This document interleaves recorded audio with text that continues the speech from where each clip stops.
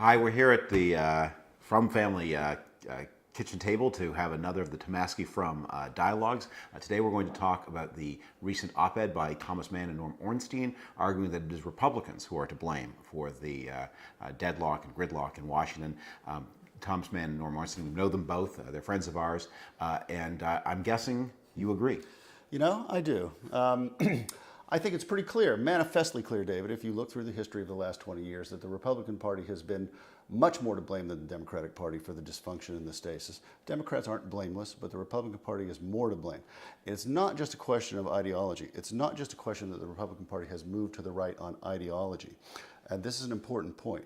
It's the political warfare mindset of the Republican Party, which exists in the DNA of Republicans today much more deeply than it exists in Democrats.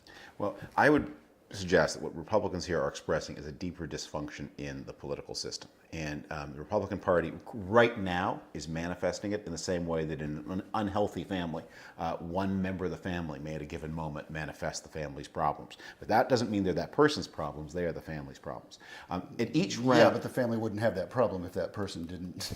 You haven't been to family therapy. At each round of our political cycle, things get worse. Yeah, it's true that last summer's debt crisis, debt standoff, was one of the worst things we've ever seen. But before that, in the Bush years, we saw Democrats obstructing appellate judges, refusing en masse to allow them to come to a vote. That was also new. Each round of the cycle has something new and horrible that makes the thing work less and less well. And I want to suggest that what is at work here is not the parties, it's got to do with larger problems in the American economy and American society. There's something to that, but the Republican Party has become a parliamentary party, a party of intense discipline, a party without a lot of ideological homogeneity or heterogeneity within it, and it's a very structured party.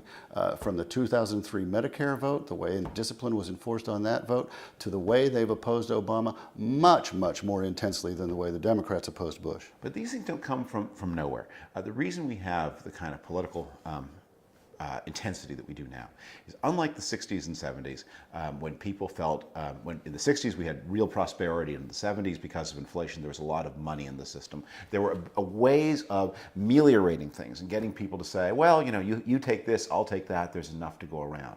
We live in a time of tighter and tighter budgets, of more and more competition for resources. And the Republican Party, being the more unified party, is able then to compete more effectively. But the things that Republicans are showing, and I think this is, and I think it's a very smart book, the Mann-Ornstein book, and I would urge people not to be content with the op-ed, but to read the whole book.